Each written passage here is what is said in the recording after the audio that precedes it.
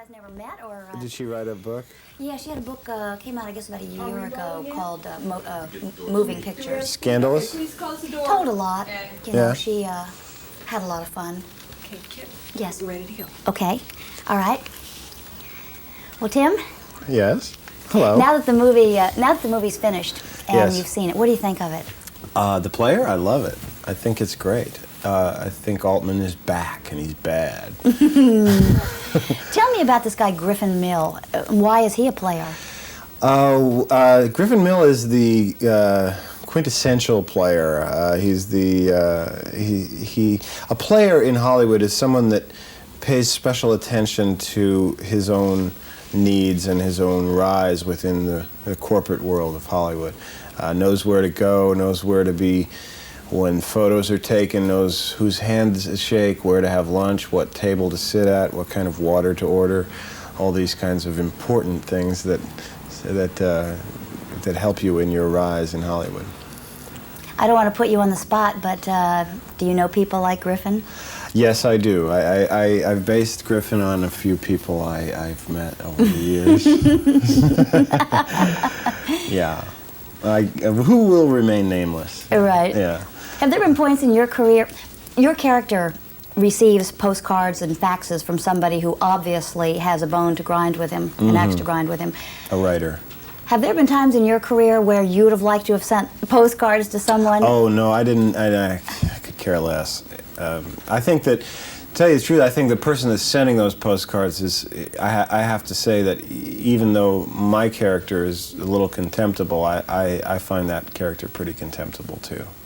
How does your character change during the film? He's very different at the end, isn't he? Yes, I think that at the beginning of the film he still has a shred of morality left, and by the end of the film he's a vacant soul.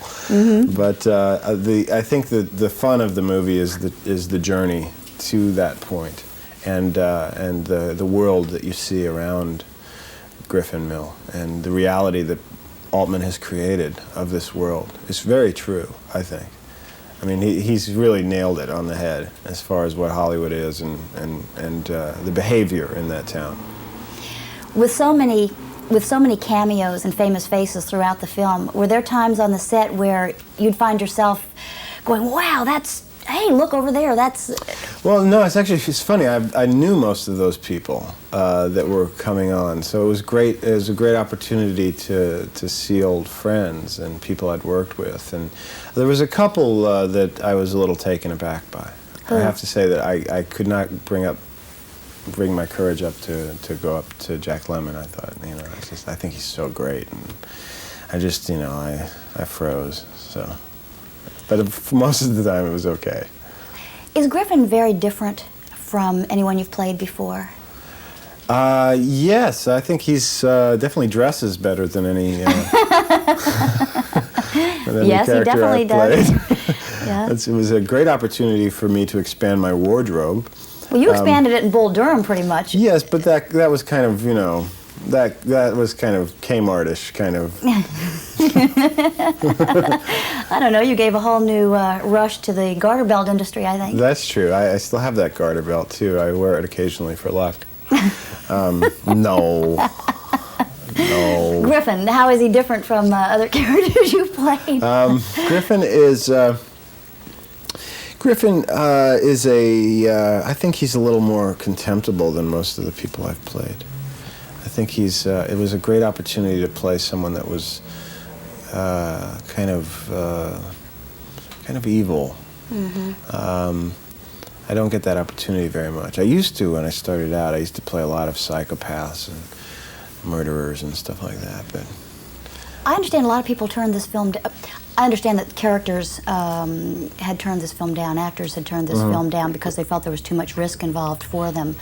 But I get the feeling you like the idea of risk. Oh, I love it. I love it. I love the idea of putting everything on the line. I don't think it's necessarily. I don't know if these studio executives are going to make me pay for this. I don't think so. I think that they realize that it's an acting job and that it's a good movie. What is your hope for this movie? Obviously, Hollywood's abuzz with it. How do you think the public's going to react? I think that they'll embrace it. I think that there's first of all, there's a fascination of Hollywood like there has never been. There's, you know, all these entertainment shows, your show, new magazines.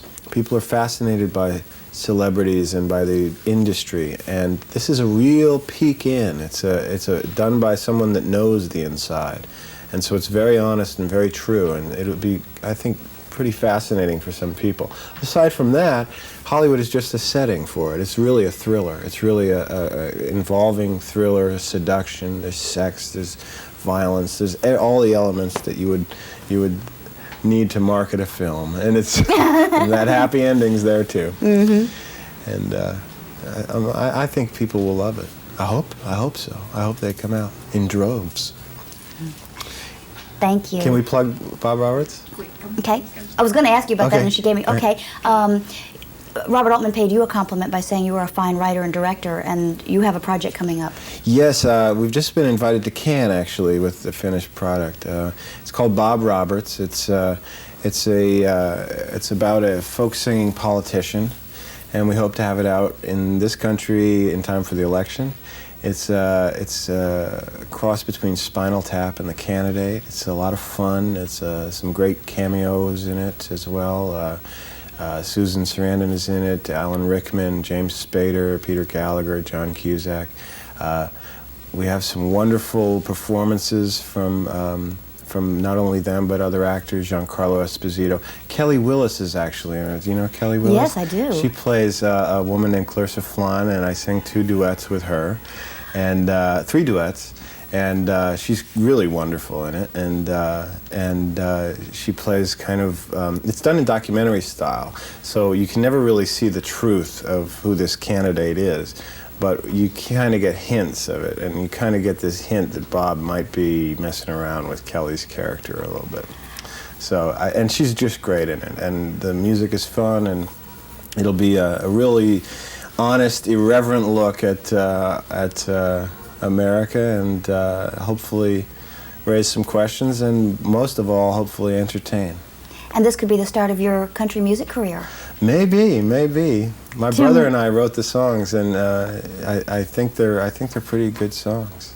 Kelly Willis and Tim Robbins, country's hottest duet since George and Tammy. All right, watch out. Great, we'll be looking for you in Nashville. All right. Thank you. Thank you.